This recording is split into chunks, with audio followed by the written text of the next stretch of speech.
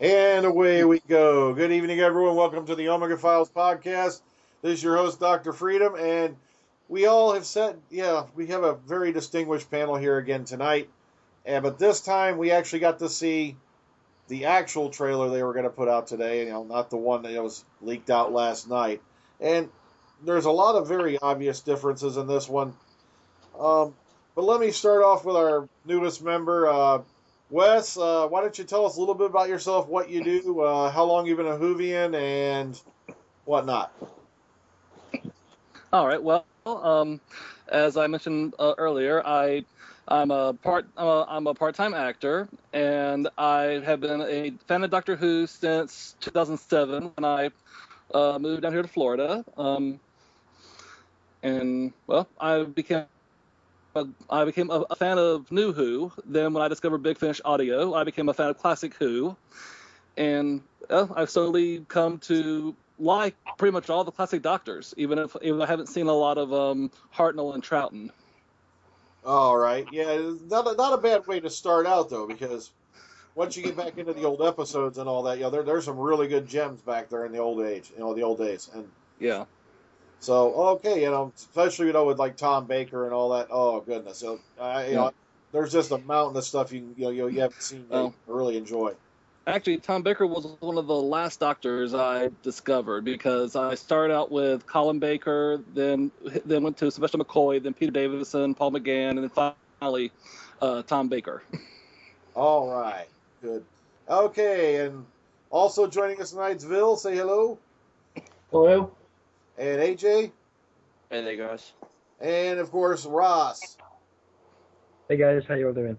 All right, well, we've seen this new trailer, and compared to the one we talked about last night and all that, the leaked one, it seems to have a lot more footage added into it. This one seems to be a lot closer to the one they were talking about aired at Comic-Con. So let me just start around the panel and get some opening thoughts on it. Ross, what do you think about this one? Yeah, this one made me feel a lot more excited for it now. I'm looking forward to the 50th.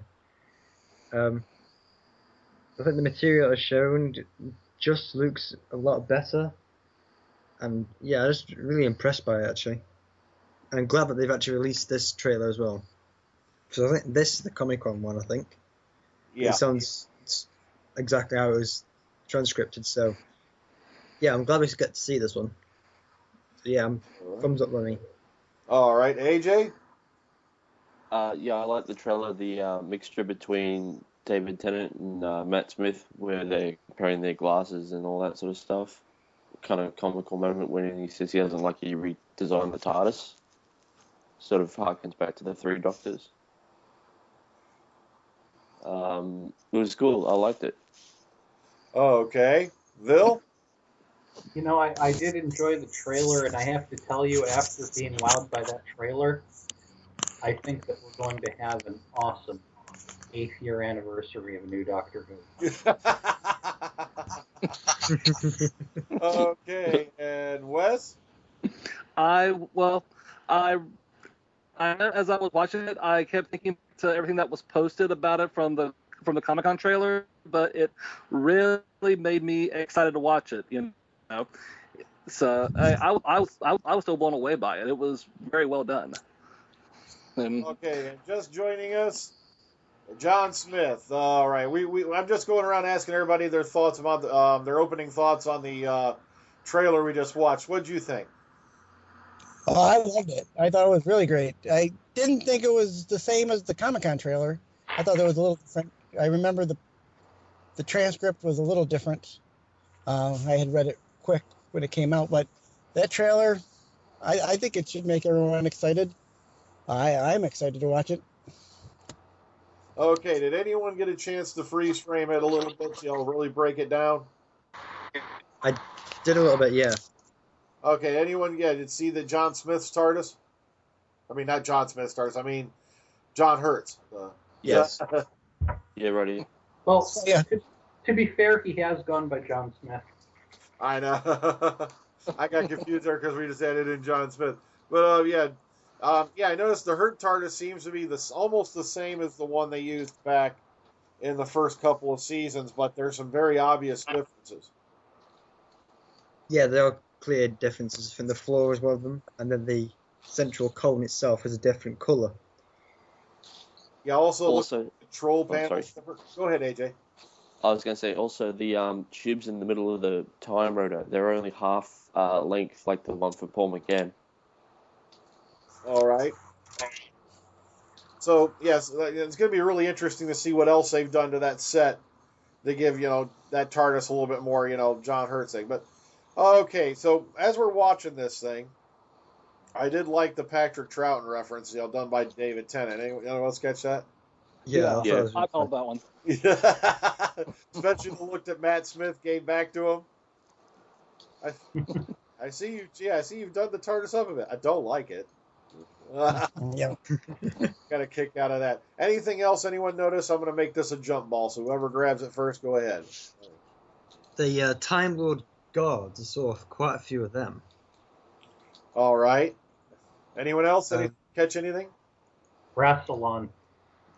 Oh, you think that was Rassilon? That's what I thought too. Just looking up. Is it Rassilon or is it the General? Because there was a guy in the casting call to be played as the General. I just don't see thought it it was being Rassilon. Rassilon. It could be. Yeah, Well, because I'm pretty sure he's going to survive the Time War by answering M's call.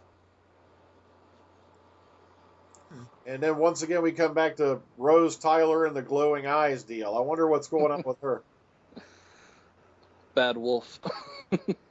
Yeah, I think Yeah. you nailed it. It's through the Nail rabbit on the head. seeing the other end of what happened in The Parting of Ways. All right.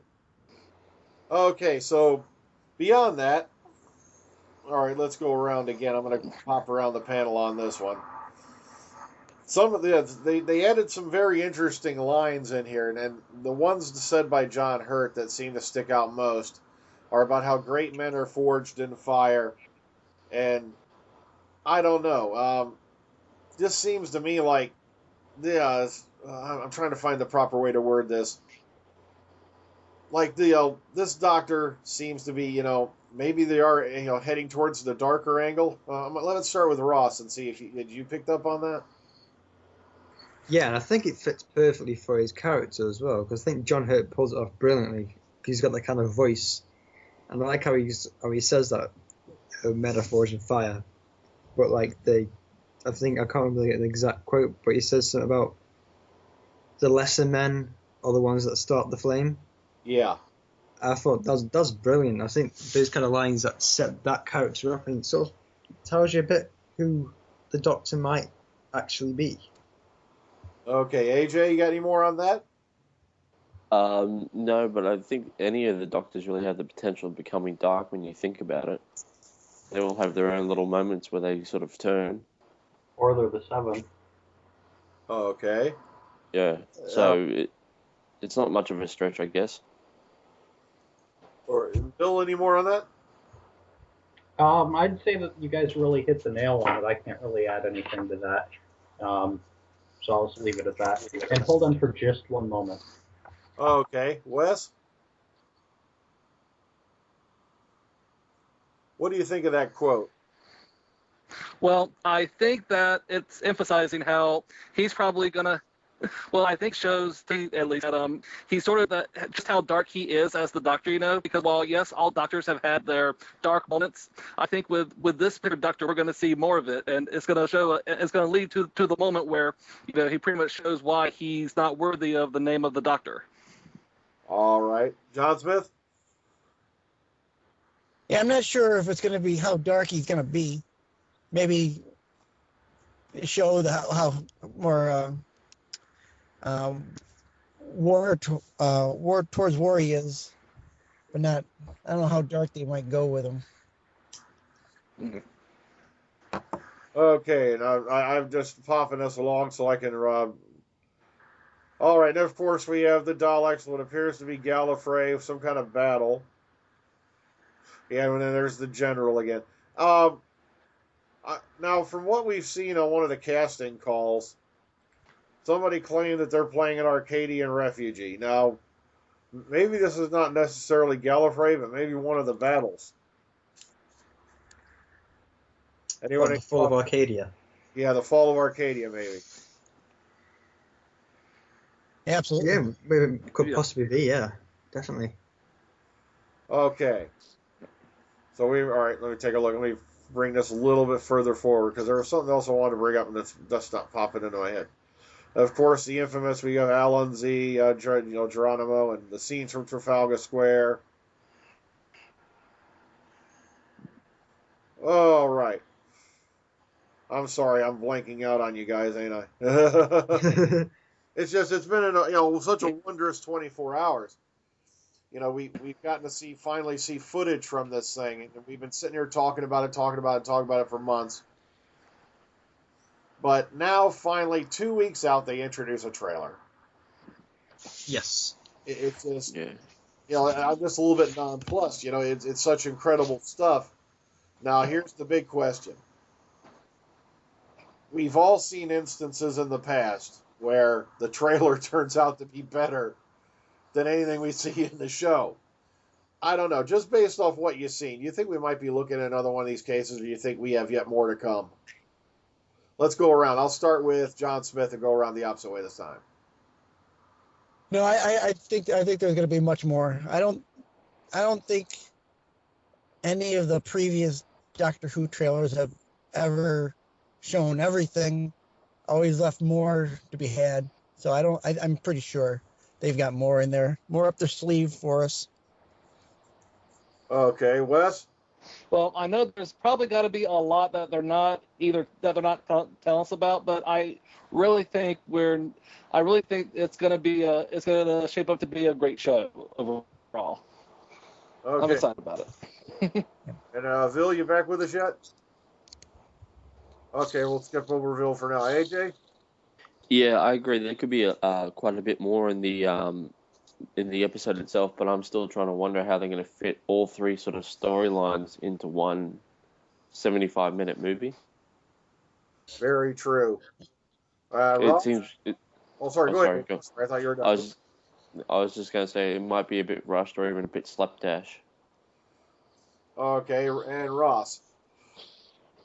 Yeah, I think they've got plenty to show us. I mean, we've only seen a minute 20 seconds of footage in total, and think about that over a 75-minute period. There's loads of more material they've got under that belt, so I don't know. There could be things that they're not going to tell us, not going to show us until probably the day airs, but I'm looking forward to it a lot more now. I feel secure, because before I thought maybe this might not be working as a 50th, but now I can kind of see what Moffat means now about adding a future to the show, as well as embracing the past. Now let's take a look at the synopsis and see if we get anything out of that. Okay, this is what I just popped up. We finally got an official synopsis that just popped up earlier this week. The Doctors embark on their greatest adventure in the 50th anniversary special. In 2013, something terrible is awakening in London's National Gallery. In 1562, a murderous plot is afoot in Elizabethan England, and somewhere in space, an ancient battle reaches its devastating conclusion. All of reality is at stake as the Doctor's own dangerous past comes back to haunt him. Now, all right, so let's start with Ross. What do you think is going on with that? Does that stir you up a bit? I'm looking forward to it. It sounds more like I don't know. It's something about it. Okay, AJ. It sounds quite busy, that synopsis, quite truthfully. I don't know how it's going to break down, who's going to be first in the movie, and so on and so forth. So I'm not sure. Yeah, I agree with that, AJ, as well. Yeah. It does sound quite busy. All right. Vil, you back with us? Apparently not. John Smith? Sounds to me like, at the ending part that really catches me is where, the comes to an end there, the battle comes to an end. We might see the end of the Time War, where the time lock comes undone. That's kind of what it sounds to me at that part. Everything else is kind of, I'm not sure yet. Which kind of fits because there's been rumors going around that John Hurt may pop up again later in Series 8, but I haven't been able to nail anything definite down on that. But he had that tweet about working with Capaldi, and then it got taken down. Yeah. So that makes me wonder, if we're going to see, his doctor, whoever this character may be, pop up again later, in the next series. All right. Now, here's the other one we haven't really discussed yet. Now, as also we know, we had the 2 bits that popped up yesterday. We had the footage in the National Gallery where they... My God, why is they trying to call me right now? You bastard. I get it too. Now he pops in. Great. This is turning out to be a fun call because I've already had 2 people disappear and I've had one person trying to pop in on me at the last minute. It's a party call, damn it. Everyone join in. All right. So we had the footage where they were in the National Gallery. They lift it up, and there's what appears to be a picture of Gallifrey. Now, any thoughts on that? We'll start with Ross and work our way around while I try to figure out who's calling me. Yeah, I think what was going to happen with this is that some of the timelines are maybe diverging or breaking off into different directions. Hey Mo, you back? Hey Mo, how you doing? I am fine, guys. That's cool. Right. But just jumping back off from that, to do with the gallery, there's a scene in the new trailer where Kate and the Doctor walk down some stairs, and it's like a long corridor. There appears to be some statues that have been covered up. I wonder if they're important as well. I didn't even think about that, to be honest. I'm going to have to go back and watch that again. And also, the scene where both doctors are lying down on that table and cross their arms. Yeah. Is it me, or is there 2 Kate Stewarts there? I forgot about that. You're right. Yeah, I just saw a mention of that. So I wonder if that's where the Zygons play in. Yeah, that's what I was thinking. Maybe these Zygons are in that scene and manipulating things. So I think it might be to do a part with them as well. Because do we know if the Zygons were a part of the Time War? It would explain why their system got wiped out. Yeah, I mean, I can't remember if they were. Yeah, their solar system, their sun allegedly went nova, but given we've seen the hand of Omega, which can do damage like that before, I'm beginning to wonder. This is just wild speculation. Keep that in mind. Maybe that's why the Zygon's sun got wiped out.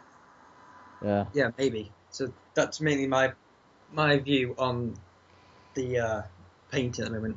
I think that's where the connection might lie. Okay, just joining us live from somewhere near London, WHOVIANS. We were just talking about the new trailer and the differences. What do you mean near London? I'm in London. We're talking about right in the centre of it. We talk about. Oh, that's right. I forgot you are, aren't you? Well, they don't like to admit that you are. Right. No, I'm from Gallifrey. I'm sorry, Gallifrey. Okay, so since you missed out on the first part of the call, why don't you tell us what you thought of the new trailer and anything else you spotted in it? I actually thought it was quite funny, it does look like the, Matt and David show. It sort of reminds me of the 3 Doctors with John and Pat. But, especially the battle with the 2 sonic screwdrivers. No, I like that bit, but I didn't notice anything extra on, special.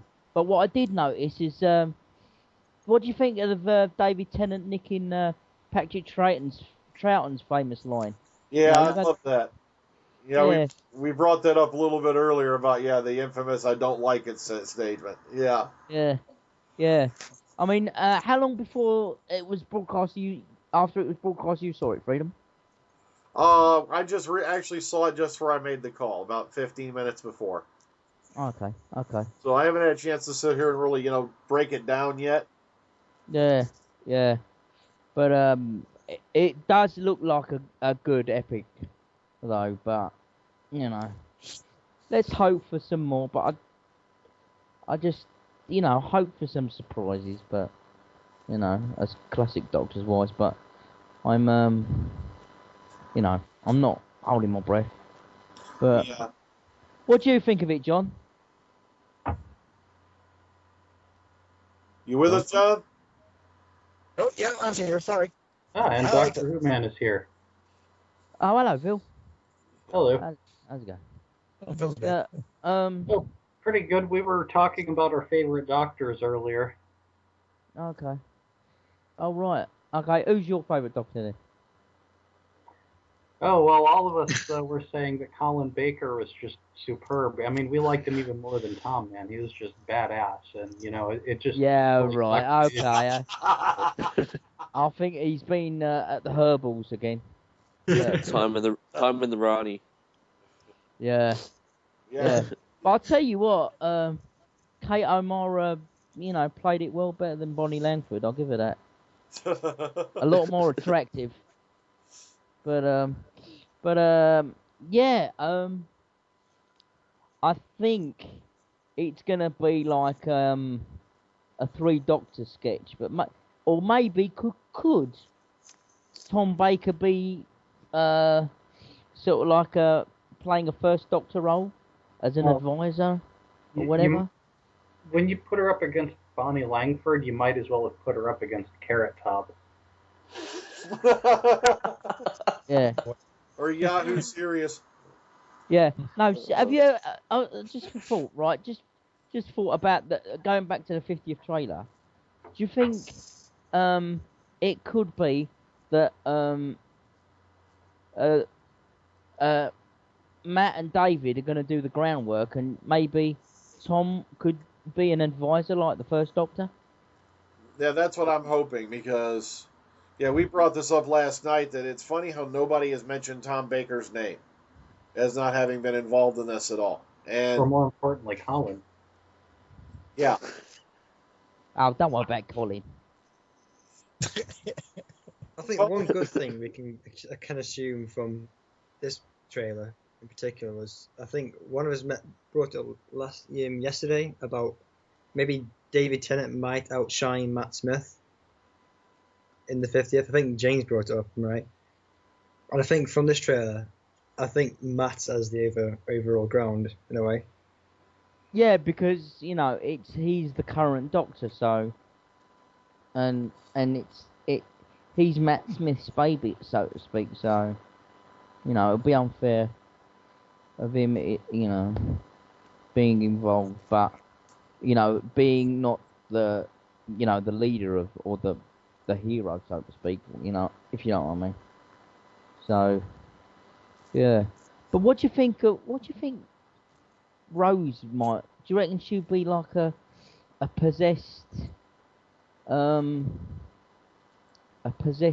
assistant or something? Oh, is that different from normal? No, I'm being serious. What do you think? Oh, by the way, Morris, this is Wes. He's a newcomer to the Omega Files this week. How's it going, Wes? How are ya? I am fine. I don't know. What do you think Rose's character might be? Do you reckon she might be she'll have evil intentions, or what? I think she's a ruse. I think it's not actually Rose Tyler. Probably a Zygon or something. It could be a Zygon. That's a really good point. If it's not a Zygon, if it really is Rose, then it'll be Rose from the end of The Parting of Ways when she was the bad wolf. It's just the other end of the rabbit hole. Well, she said she could see through all of time and space and was there to save the Doctor, so... Oh, she's playing the saviour bit, so you reckon? Could do. So that makes me wonder what her part in this thing is, because... Ending the Time War. Why is she telling him that the moment is coming? Do you think it could be like a manifestation of bad luck? It might be, if it's not a ruse. And he did have a good point about the possibility of a Zygon. Although, how would the Zygons know about her? But Oh, I've got to that's say, true. I do love the Zygons on this in the trailer. Fantastic. Yeah, What do they're you think, really, guys? really good. Yeah, Yeah, aren't they? Oh, go ahead, Bill. Aren't they supposed to be the very same Zygons that faced the Fourth Doctor? yeah, but we don't know that yet. With Moffat, but they No. look very similar though. What Moffat was saying is he meant they're the same style of creature. No, these are not the exact same Zygons. No. Oh, okay. As it had been resigned. In other words, they're a cousin like the Silurians. No. It's the same race. There's still some of them around. Oh no, yeah, that's what I mean. Yeah. Okay. All right. All they did was they updated the makeup a little bit to bring them into the 21st century. Yeah. Of course. No. I thought you meant that they're like the Silurians. A cousin or whatever. No. Of course they're not going to be the same ones they fought Tom Baker because they'll probably be dead. I mean. Yeah. So. Oh man. Kick their butt. Yeah. Well, Yes. yeah, we'd have to have an emergency cast on that if it was the exact same ones, which is what I had thought it was supposed to be. Yeah, I mean, I don't think the rubber would have lasted so long. So anyway, Wes, if you don't mind, Freedom. Go ahead. Wes. Wes?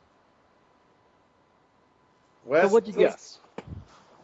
So what's your viewpoint on the Zygons? Well, I didn't see them in the classic series, so it's going to be kind of fun to see them for the first time, and I think from what I read about them, they're a very intriguing villain to have in the story. So They do. it should be interesting. Yeah, in Big Finish, they do pop up a couple of times in the Eighth Doctor adventures. Yeah. So you're more of a classic, a new series fan, are you?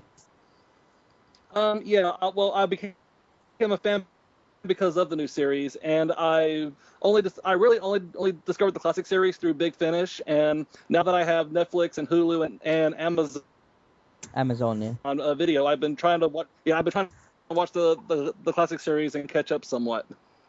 Oh, okay. So you discovered the classic series through Big Finish. Oh, very strange. I did. But good on you. Not a lot of people do that, but yeah. Good on you. Yeah, he's really been loving the Big Finish audios, Mo. Oh yes, absolutely. It's a great way to kill time at work, and I'm never bored. Okay. How are you taking the classic series? You get the ones that you have seen.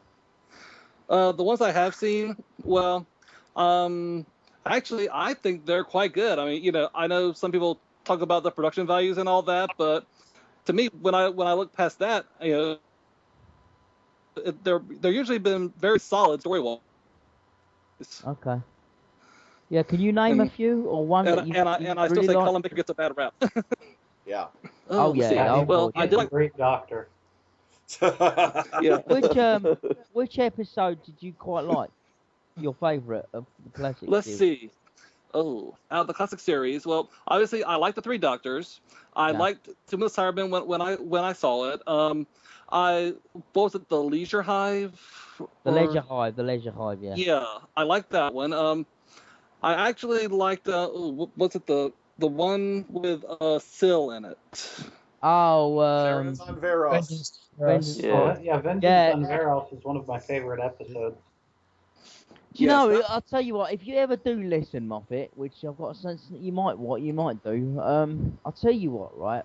If you bring Nabil Shaban back as Syl, all is forgiven.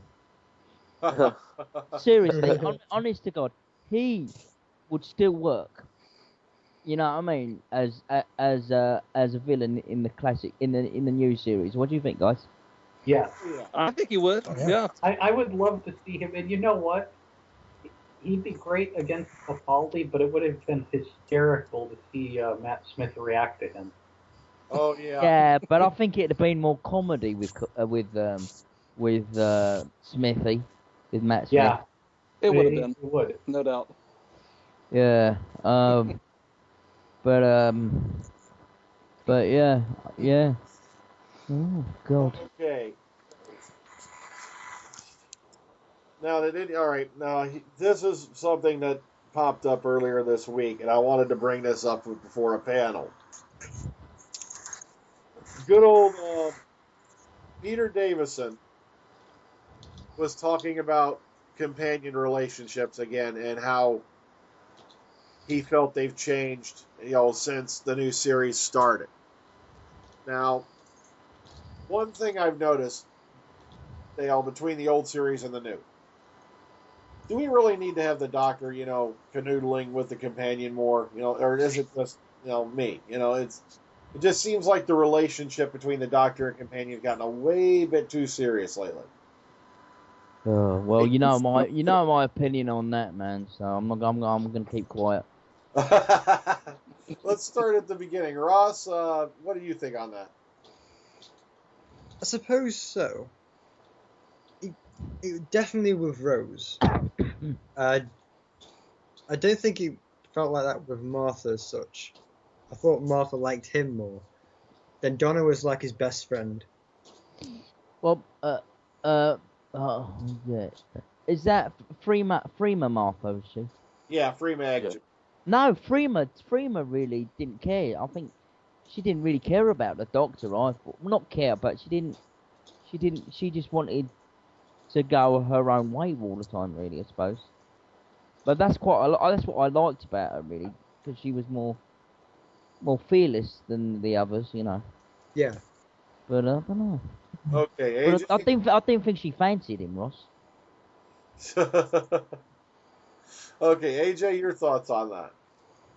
Yeah, from my what I've seen of the classic series to the new series, yeah, there's a bit more flirtations there in the new series, but there was a line in season 2, School Reunion, where David Tennant said to Sarah Jane, a story for the grandkids, and she goes, perhaps that'll be someone else's grandchildren now. Do you remember that? Yeah. Yeah. Yeah, as in there might have been a relationship back there with either John Pertwee or Tom Baker. I don't even So want it's- to picture that, but okay, no. But you know what I mean, though? Like, it sounds like maybe they were sort of hinting to that far back there could have been something. True. So it's sort of a touchy subject. It depends how you see it. But, yeah, it seems a bit more touchy-feely nowadays. Okay, Vil, you with us? Yeah, I just had to turn the microphone back on because I was typing to my daughter. Oh, okay. Yeah, anyway, I wouldn't have a problem with it if it wasn't continual and overused, and it is very continuous and extremely overused.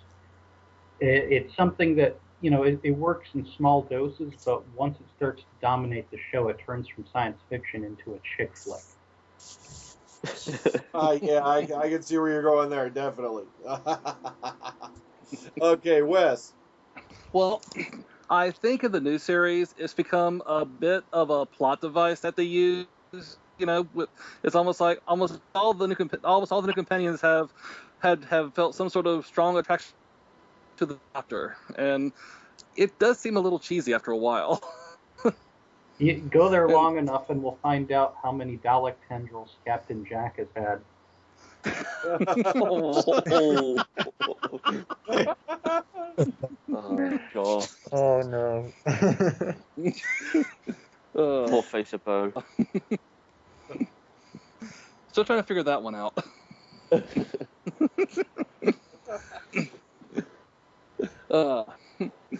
So in the classic series, obviously it didn't seem that there didn't seem to be that much romantic tension in there, and I think it worked out well like that. But in the new series, I will say there always seems to be some sort of romantic tension there, whether it's with Rose or even Martha to a certain extent, or Amy or Clara.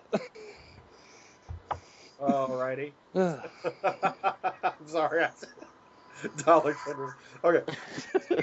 I just can't get that out of my head now. All right. John Smith. When it came to the classic series, felt that it was more of a friendship role with the companion and the doctor. And then the new series, they try to amp it up a little bit because of today's, there is more romanticism in TV, more than probably should. And maybe they went with it because of where Eccleston was coming from, and then we move into the Tennant, but then with Freema, she had a crush on him, but he wasn't reciprocating. Got rid of her. Oh boy.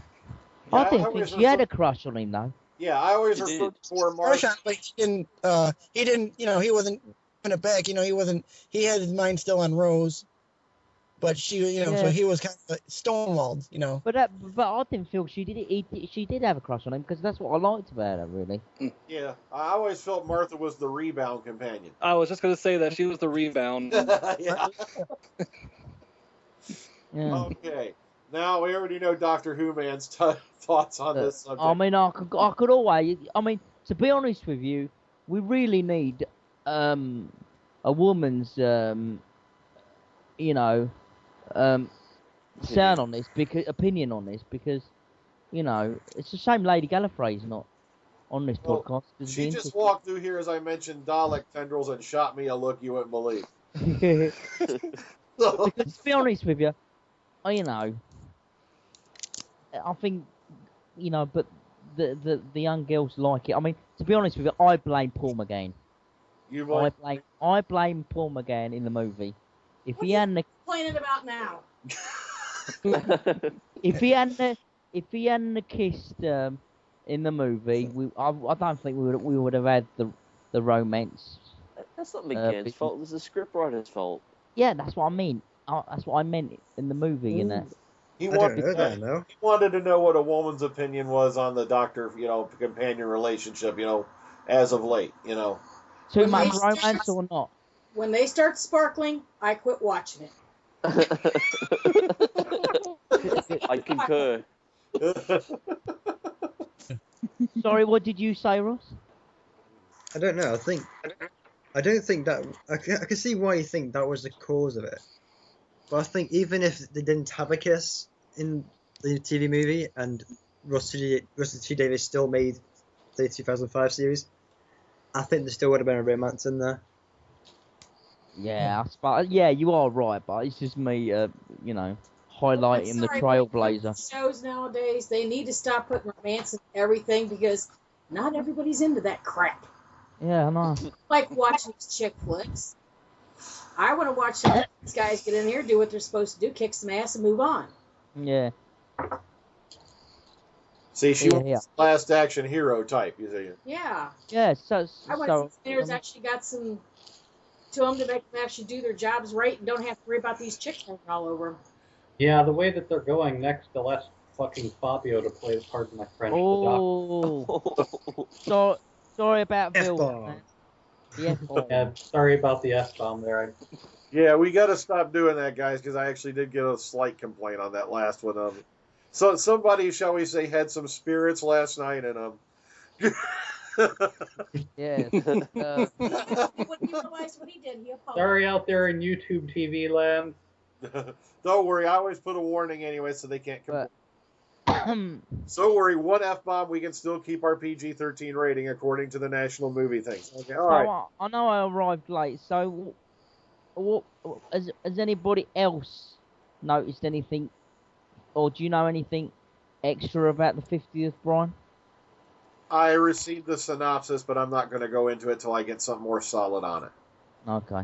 It's just it's the source. The source is questionable, and like I said, I don't want to go into any detail on it because if this turns out to be true, then this basically nails it from beginning to end, and I don't want to do that to people. And There is one line that I'd like everyone's opinion on, and it's what David Tennant says in the trailer. Yeah.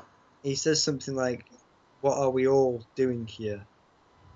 Is that just referring to 11, 10, and John Hurt, or more than one Doctor? That's a good point, actually. Yeah. Very good point. That's a good But point. okay, now I'm gonna wind Mo up. No, actually, I'm not gonna wind Mo up. Peter Davison's gonna wind Mo up. And this was an actual headline. Doctor Who's Peter Davison. In his opinion, Rose Tyler was the first well-written companion. exterminate. Now, let me start with Ross on that one. You really think that Rose was the first well-written companion, in your opinion? To a sense, yes, because she technically had the more Oh God, go on. Sorry. family kind of, like, I don't know how to describe it. She had more background. You kind of knew more about her than you did any other companion. Yeah, but now because of that, we know everybody's background. Exactly, yeah. Oh God.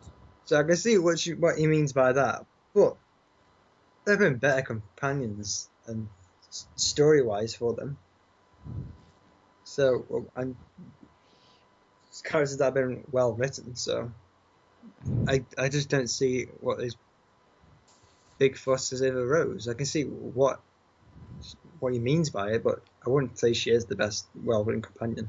Oh, okay, but yeah, the first well-written is what I think he was getting at. Not as in, the best one, but I can understand where he's coming from in that, because it's the first time we, in the new series, we get more detail on the companion's life than we did in the old series. Okay, let's bounce into AJ. Yeah, I agree. For the first companion for the 21st century, she was a pretty well-written and well-rounded character. But if you compare it to classic series, probably not, in my opinion. All right. With other companions such as like Nissa or Perry, even. Okay. That's my general opinion.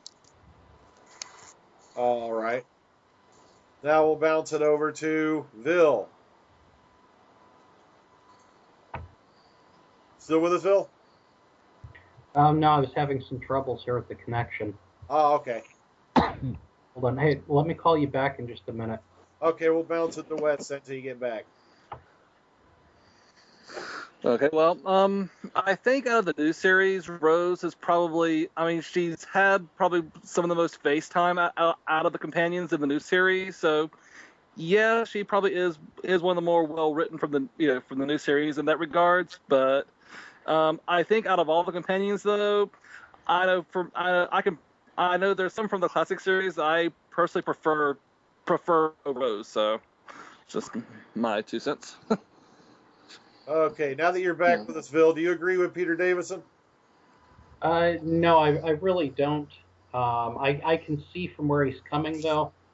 And I would say that, yeah, while they're allowed more depth on the show, more depth doesn't mean that they have to turn it into a big chick flick. And they went overboard. It's a case of taking a good idea, but then running with it to extremes. Mm-hmm. Okay, John Smith. I don't want to say that she's better written, but I think she got more things written into her character to use. The classic where, it was they got in trouble, they screamed, or, doctor had to save them. Now, with Rose, she's more action oriented where, yeah, she might get in trouble, but she might also get herself out of it too. Same with everybody else, Amy, Rory, Donna. They all had more action input into the roles than the classic ones did in some regard. Okay, and of course, Doctor Who, man. Right.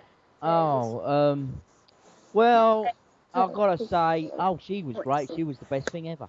No, you know that's a lie. Um, everybody knows what I feel about it, really, truthfully.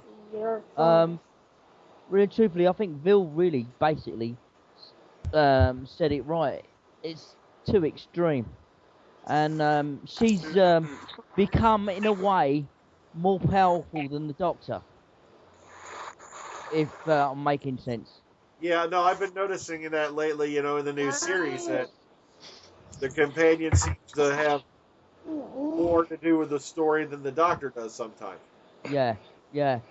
And if you don't mind Freedom, because everybody knows my opinion on it. Oh yeah. On previous podcasts, could I flip it? Could I flip that question around to the group? Oh, please do. Go ahead.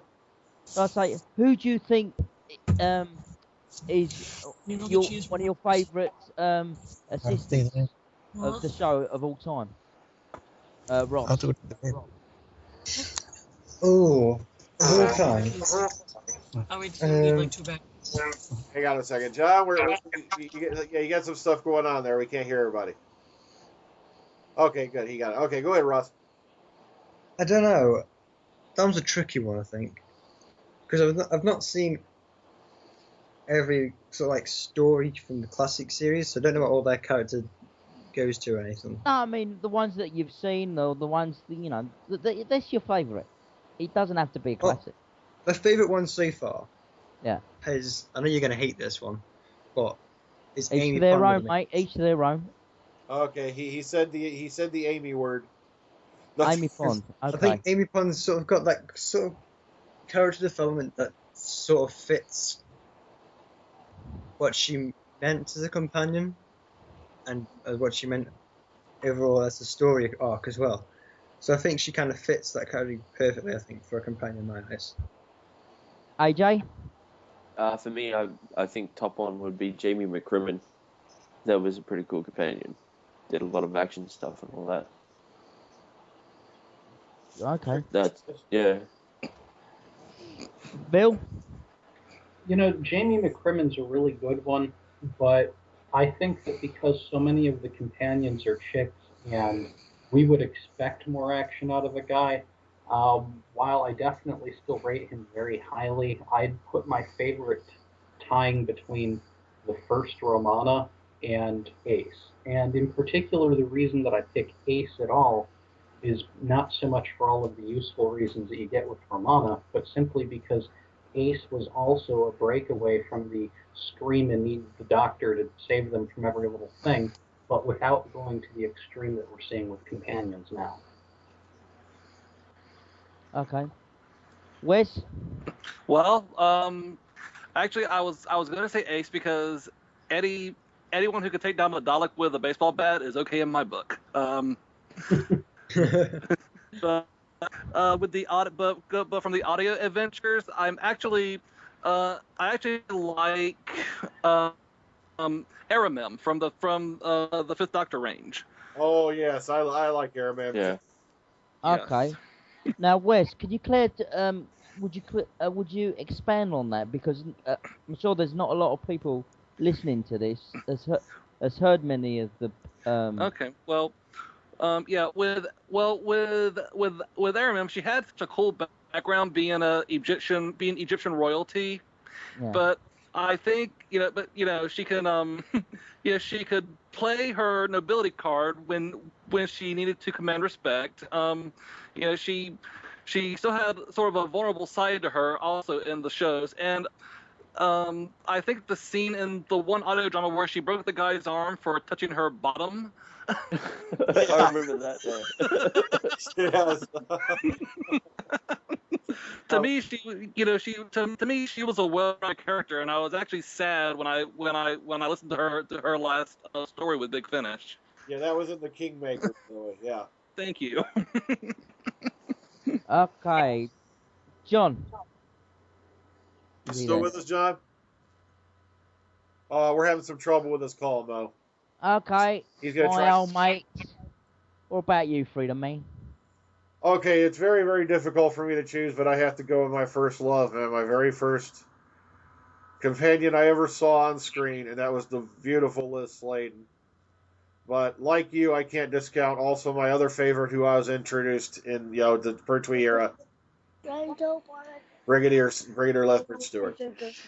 Okay. It's just hard for me to choose between those two because I became such a fan of the Pertwee era. But like I said, I stick with Sarah Jane because she was the first one I ever saw on screen.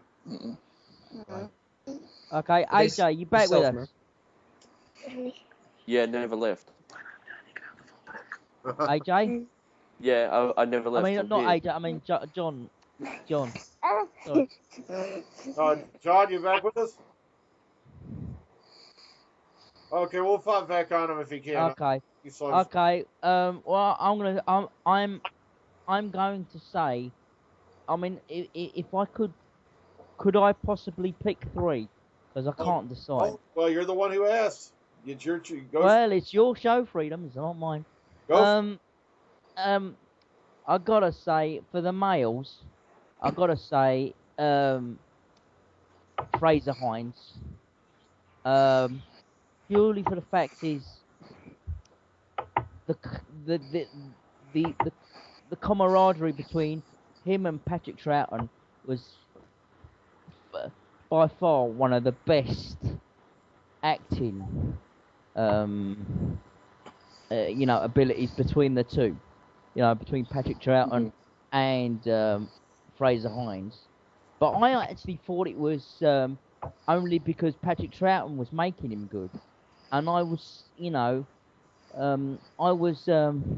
proved wrong by watching the two Doctors, because I thought Fraser Hines was absolutely brilliant alongside Colin Baker in his own right. You know what I really liked about Fraser Hines that I found out later was the fact that he was only supposed to be a one-off.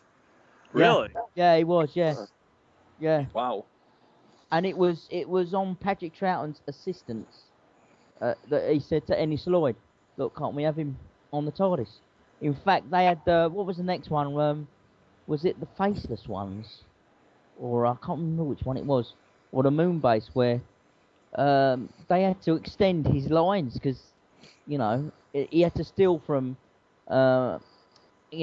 Michael Cray's and Annika Will's lines to just branch his character out, in the early days. I think they talked about that in the Michael Trout biography of his father. And I really loved how they had to go back and they had to rewrite all the episodes following because, wait a minute, you got a new companion all of a sudden. Yeah. And he also does a great job dressing and voicing the second Doctor. Yeah, I mean, as well, and also,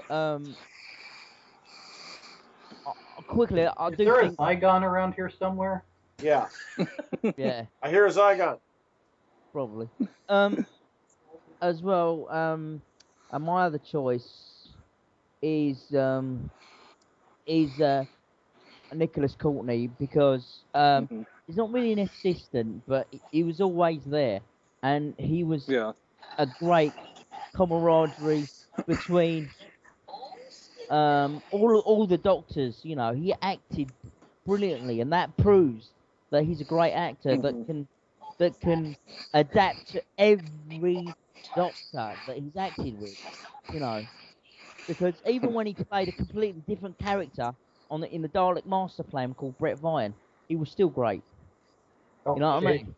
Excuse me, I'll be right back. I'm about to have a biological meta-crisis. Okay. Actually, can I make another honorable mention, companion-wise, that I just thought of? Go ahead. Yeah, sure, man. From the Big Finish series, Evelyn Smythe. Oh, yeah.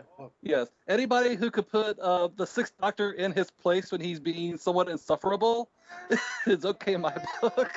Plus, what I liked about Evelyn, though, was the fact that, it is the first time we had an older female companion in the TARDIS. Yes. And I thought that was a nice mix when they did that.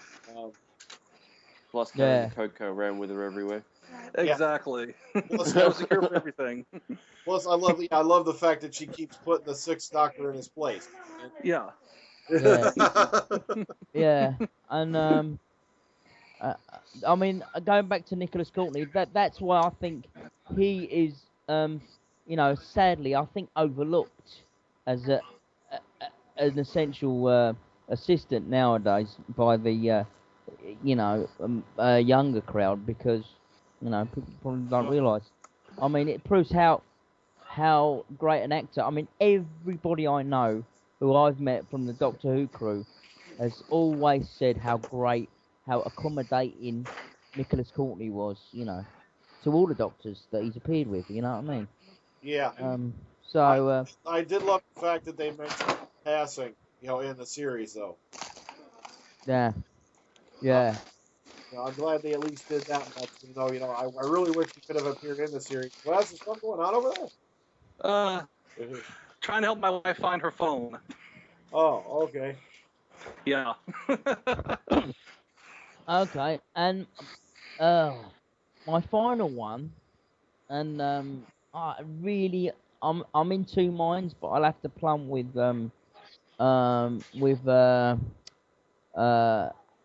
Leela, and it's not because of the obvious, for the laundry. I It's know. because she was a lot more braver than the rest of the female companions. But She was like a Jamie McCrimmon sort of thing, quite a warrior. You understand what I mean? She wouldn't stand there and scream. She would actually, go for it and kill you. all Do right. you know what I mean? Yeah. Speaking But of if you're into Big Finish audio, get a chance, pick up the Gallifrey series. I will do. And quickly, can I just mention one thing? I think Carol Ann Ford, as character, if she was allowed to develop her psychic abilities, would have been absolutely brilliant. It would have beaten because in the censor rights, I thought her psychic abilities were brilliant, and if she was able to expand that, it would have been great. That's all I've got to say. Okay. Matter of fact, that does pop into my mind a question. All right, we'll get Wes here back in a minute. If out of the entire series, and I'm talking beginning to end, let's say you're running this thing, and and you can only bring back one companion for the 50th anniversary special. Let's say do the budget restraints, whatnot, theoretically. Dead or alive. Dead or alive. Dead or alive. The act, yeah. We'll throw that in, dead or alive. Yeah. Who would you bring back? Let's start with Ross. Nicholas Courtney. All Bring right. the Brigadier back. Oh, definitely. AJ? Nicola Bryant from the classic series, the way she was back then. Oh. What's her name? Perry. All right, yeah, I can see that. Vil? All right, he's still having a biological meta crisis. Let's go to John Smith. John, you with us? Hello. All right, Wes, if you could bring back one companion, living or dead, from the series beginning to end, just, for the 50th anniversary, who would it be? Let's see.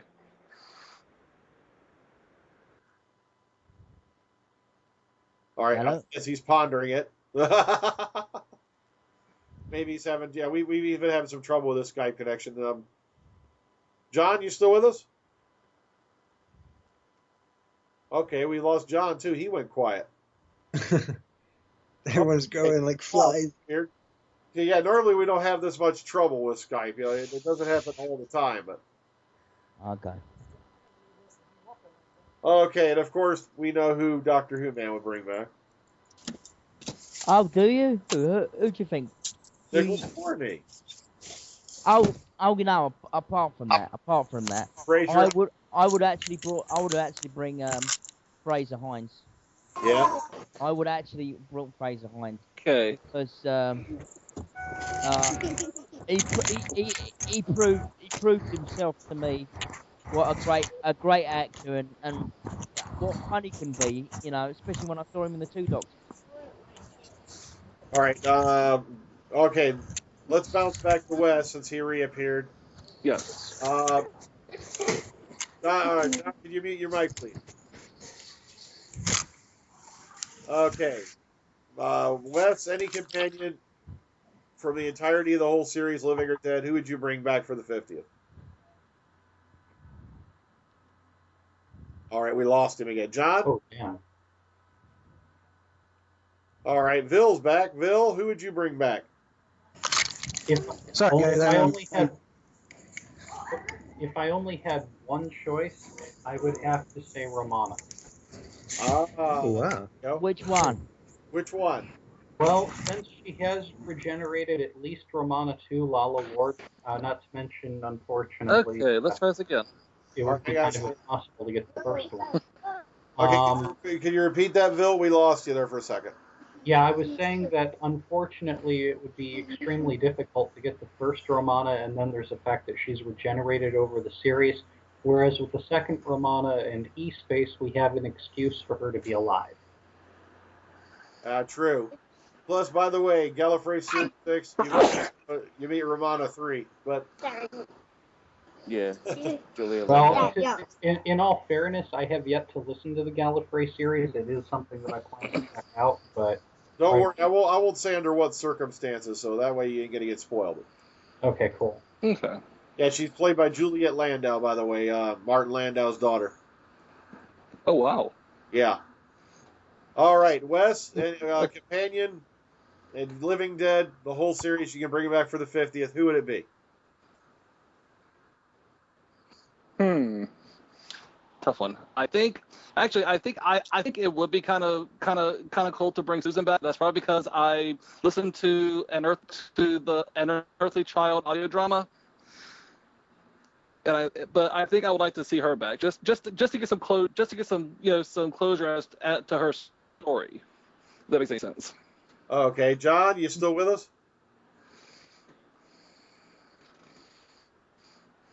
Okay, guess not.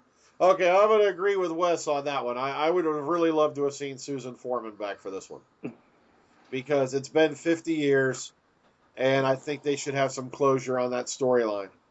Would you have included her psychic abilities? Oh, yeah, I would have made it absolutely. Part of the plot. No. Yeah, I would have made it part of the plot where it's something having to revolve around her character. One day I'll come back.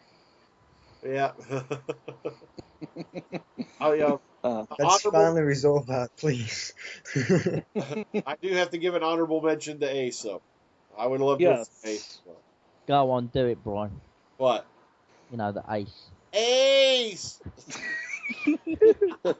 Oh, God. Sorry, that's the closest I can get to Sylvester McCoy, all right? Brian, like it's Ace, run! Ace! Run, Ace! Ace!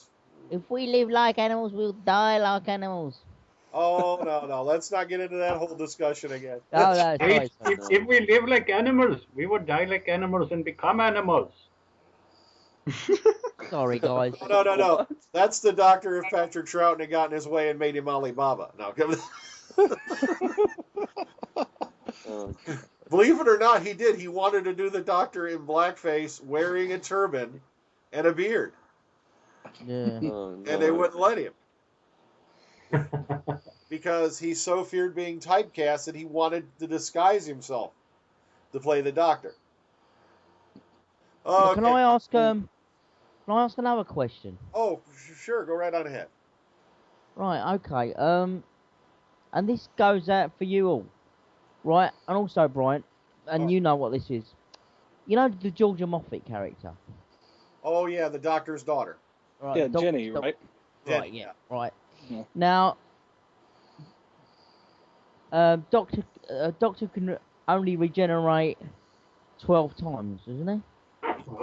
The 30, right, now listen, I'm going to put this out to you guys.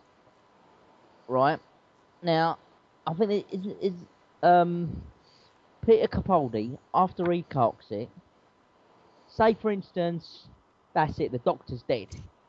Yeah. Now, you know, as a living being, he's dead. That's it. Now,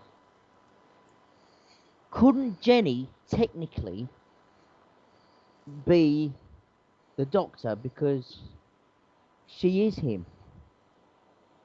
Do you understand what I Plus, mean? we've seen it before where Gallifreyans can transfer racial memory just through basic cells. So, in a way, yeah, you're right. She could be. Because I don't think Jenny can regenerate though. No, because she is him. You see, because there's no. He did not produce her the standard way between a male and a female. Do you understand what I'm saying? Yeah. He's made completely from a Doctor. In a fashion referred to in ancient Gallifrey as Vodo Diodo. No. All right. Yeah. Wait a minute, the old-fashioned way? Don't worry, The Phil. other way. You know what I mean? So, you know. I mean, you know, I mean, what do you think about that, Ross? I mean, if you was a showrunner and you wanted to stick to, you know, 12 generations, you know, would you choose that as an option to carry on the regeneration? I mean, that'll make sense for I me. wouldn't pass memories onto Jenny as such. I'll bring Jenny back, then do something which sacrifices herself to save the Doctor. Because I think if you get rid of the Doctor and put him in someone else's body, it's kind of a bit, in a way, it's like kind of like a cheat, but not. Yeah. It kind of doesn't feel right. I want the Doctor to be the Doctor's physical self. I wouldn't like him to be passed into another body. I think that just kind of throws off a little bit. Yeah, but it'll make Yeah, perfect sense, He's not though, the wouldn't keeper you? of Traken. It would, but does that count that Jenny? Because Jenny can't regenerate. No, we don't know that. We don't Don't know that. You don't know that. I mean, But to I be thought honest she with you, died, yeah. and the terraform No, no. brought her back. No, it It No. did. could have. No, I don't even want to It open could've- up that can of worms because that's been debated and debated. I was It's just really gonna say, simple. She didn't end up having to regenerate because the damn thing went, hey, wake up. So there, it solves it. There's no need to argue. She can regenerate, Or- and it did wake her up. Or she was shot within the 15 hours of being born, so technically that was her first regeneration. So she wasn't regenerated; she just healed herself using, like when Tennant lost his hand within the first 15 hours. Possibility, Very but she true. did get killed according to Doctor. He did promise dead because she got shot. Yeah, you know that. Yeah, we didn't think about that. Yeah, was the fact that was something they added in later with River Song. The fact she was shot within so many. Well, yeah, like I said, there have been so many debates on that now. But let's just keep going with the question at hand. No, About but yeah, exactly. Because you think about it, she is the Doctor. You know what I mean? Because she's made of the Doctor. So it'll make perfect sense for the people that want, especially the Doctor, to be female now. Do you I understand what suppose I mean? so. If you go that route, but I think it's kind of like a cheesy cop out. Where I'm trying to think of an example where they've done it before, and I can't remember what it was called, but it didn't work as well. Yeah, but I don't, personally, I wouldn't go that route. I'd have her sacrifice herself to save the Doctor and give him more life or something like that. I wouldn't like his personality get passed on to her and his knowledge and stuff. I wouldn't kind of like that. I don't think it'd work. Okay, what about you, AJ? Yeah, I Unless we agree find on out that during the Time War. Say that again, AJ? So I was gonna say, yeah, I agree. I think it'd be a cop-out way, like they did in Slider season 5, where they got rid of Jerry O'Connell and put in someone else as his character. It just didn't work. I remember that just plain. It was just, oh god, it was horrible. Yeah. So, but I think it's a cop-out too. I don't think they'll do that though. They'll work some way around it. They won't New do it, regeneration cycle. but to me, it would be the most logical thing to do. You know. But I didn't agree. I didn't agree with the Doctor's daughter anyway. But you know. Okay, so all right, who do we leave off on for that one? Me, I'll say last one. Vil, was it Vil? Yeah. No, yeah, Ville's next then. And Wes, I think. Yeah, Wes. Okay, Wes, you still with us? Okay, now Wes lost connection. All right, let's go to John. Or no, Bill, you with us? Yeah, I'm here. Okay, what do you think about all that with Jenny? Well, honestly, my opinion is that Jenny should not be the Doctor. She's a great character. I wouldn't mind seeing her make the odd appearance, but she should be her own entity. I think that we should not turn the Doctor into the keeper of Trocken and then have him steal life from his own daughter. It's just that doesn't work. I could see if she maybe sacrificed herself, definitely against his wishes, but that would be giving him more life, not gender swapping him into his own daughter's flesh. But she's technically not his own daughter. She's made of him. Well, she's his daughter. It's just through parthenogenesis instead of, the traditional go out and bang a time lady way. Yeah. Yeah. Which I wonder how Time Lords ever. God, I'm glad you said actually, because bang it this seems like time, Bill. Yeah. one would get turned on, but the other would be too busy playing with a chemistry set or something. Well, All right, Wes. Yeah, I'm back. They'd have to gender swap in a regeneration so that they can go make children with themselves. Oh. Okay. Next up. Wes, you with us? Yeah, I'm here. I'm back. You heard the question. What do you think about Jenny taking on the mantle? I have to agree. I think it would be a bit of a cop-out there. This is a little too convenient, for lack of better words. Okay, John Smith, you with us still? Apparently not. Okay. Well, we've been running a bit long on this one, well, longer than we normally have been lately. I'm going to go around and collect final thoughts. Just think, guys, meditate on this fact. T-minus 14 days and counting. Hard to believe. 14 more days. And we'll finally see, the 8th anniversary special of the 50th anniversary special of Doctor Who. You got it right the first time. And, let me get any final thoughts on the trailer or anything else you want to say about the 50th coming up. Whatever. We'll go around, just grab that, and then we'll bring this one to a close. Ross? Yeah, a great trailer. I'm looking forward to a lot more now. Feeling more satisfied with it.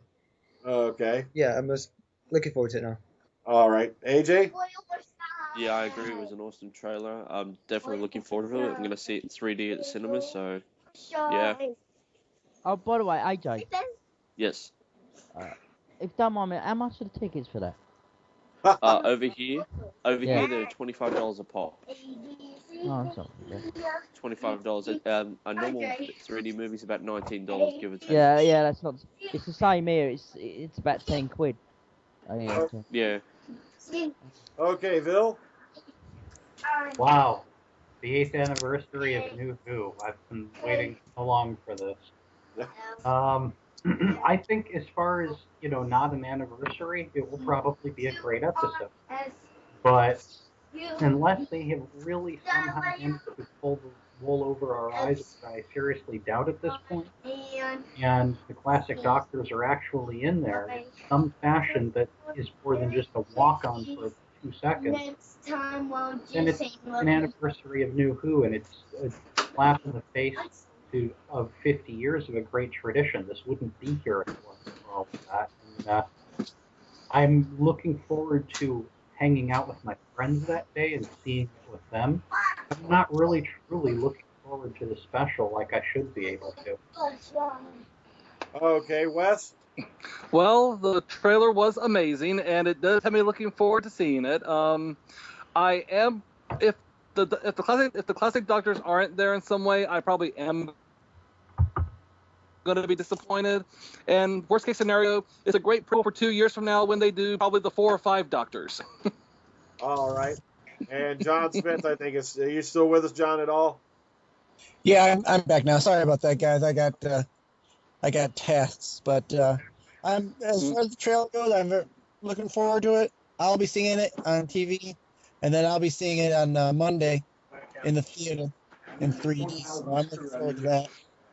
The only thing I'm going to be hoping not to see at the end of the episode is the dreaded 3 words in TV and movies: to be continued. I don't want to see that, but I have a feeling. Yeah, I have a feeling we might actually see that, but it could happen. Yeah, I know. Okay, and of course, Dr. Who-Man. Well, as I said last night, I just hope it's not like previous episodes of Moffat's era, where the trailer looks better than the actual episode. Yeah, it looks good. Yeah, Good. they better not defeat the Daleks with the power of love. I'm gonna nick. Yeah, well, I'll tell you what. I'm gonna nick, if you don't mind, AJ, your quote on your profile. On your What was that? profile, If right, this where feels it like says. Care Bear's anniversary, there will Yeah, be. hang on, Phil. My Sorry. turn, boy.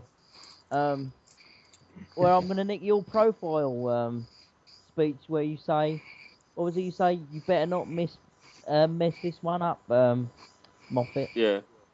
Yeah. Yeah, Well, don't guys, mess it up. Yep, don't mess it up. all I can say is, look at the bright side. So far, there's been no sightings in the Merca. And, the trailer does look interesting. It looks like it's going to be great. I'm really hoping the classic Doctors are still going to show up in some way, shape, or form. And all I can say is 2 more weeks, and we'll have our answers. Well, I want to thank each and every one of you for popping in on this thing. And for all you listeners out there, this is on behalf of everyone here on the panel. Have a great evening, good night, and take care of yourselves.